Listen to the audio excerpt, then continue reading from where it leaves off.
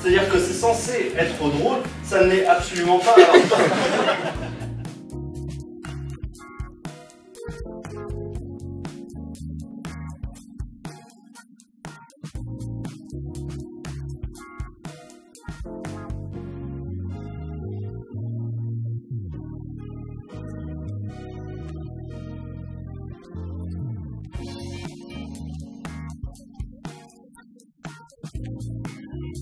Je vous nomme Persevix.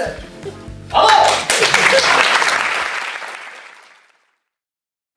Mise aux arrêts pour avoir fait une chose en laquelle on croit, jeté en prison pour avoir exercé son ministère, pour avoir veillé à ce que la voix du plus faible soit entendue.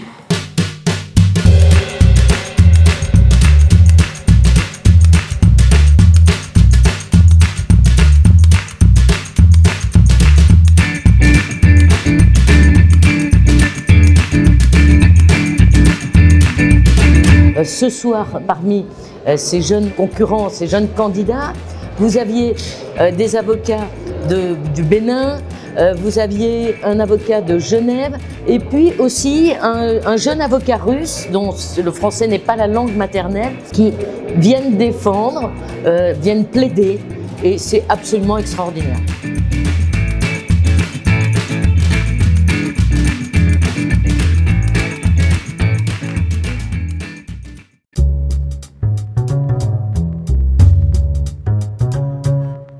C'est vrai qu'il a toujours été enseigné que le secret professionnel est général, est absolu, mais on se rend compte qu'il y a un fossé entre la réalité et la pratique, surtout au niveau des entreprises. Et on a constaté dans les discussions qu'il y a le même problème dans la plupart des pays européens, que le secret professionnel est attaqué par le législateur et que cela devient beaucoup plus difficile de le défendre. Ce sont des thèmes compliqués qui reviennent régulièrement et qui aujourd'hui ont besoin d'être compris à l'échelle internationale. Et la qualité des intervenants qui sont venus aujourd'hui d'Europe, d'Amérique du Nord a permis de très bien appréhender toutes les problématiques qui sont sous-jacentes à ce problème. Un grand merci à Madame le bâtonnier et au barreau de Paris d'avoir organisé ce colloque. Et je pense qu'on a une fois encore fait un pas en avant vers le rapprochement pour essayer de sortir et de porter cette mesure, en tout cas que je porte dans le cadre de ce rapport, de création d'une nouvelle protection, d'un legal privilege avec, et ça c'est un autre débat, le corollaire qui serait l'avocat en entreprise.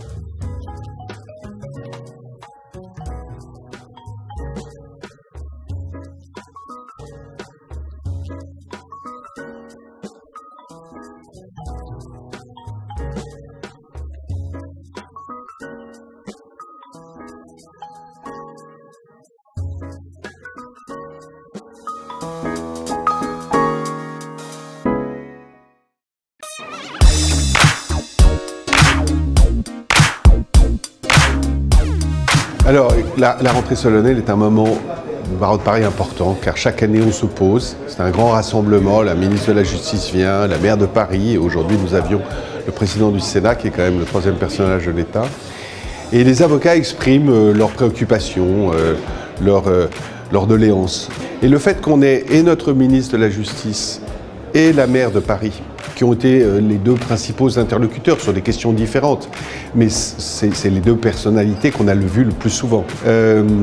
A été un moment de se dire, finalement, on a été très content de travailler. On s'est dit les choses franchement, on a souvent été en opposition, mais ça a été un bon moment. Et pour nous, c'est très réconfortant. Vous savez, cet idéal qui fonde notre République, la liberté, l'égalité et la fraternité, il était temps qu'on la proclame comme un principe juridique, cette fraternité.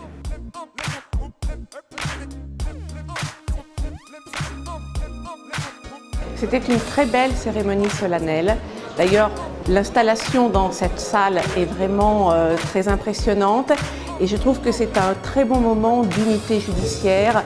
Pour concrétiser notre volonté de construire ensemble des politiques publiques qui sont essentielles pour nos concitoyens, qui assurent le respect de leurs droits les plus fondamentaux, j'ai profondément, mesdames et messieurs les avocats, profondément besoin de votre concours. Nos luttes convergent et nous menons cette bataille ensemble parce qu'elle est précieuse, cette relation qui doit être préservée. Vous jouez un rôle de vigie pour notre démocratie. Pour vous accompagner, continuez à être des aiguillons, des vigies, dérangez-nous. C'est la solidarité entre avocats, c'est entre bâtonniers du monde entier. Nous nous réunissons à cette occasion à Paris, dans le cadre de colloques, dans le cadre de cette rentrée, et aussi c'est d'exprimer notre solidarité vis-à-vis d'un barreau en difficulté ou d'un pays dans lequel la démocratie est en danger. Le barreau de Paris a initié de nombreuses actions afin de lutter, prévenir et sanctionner les discriminations et les inégalités professionnelles. Il faut entendre les avocats, Madame la Ministre.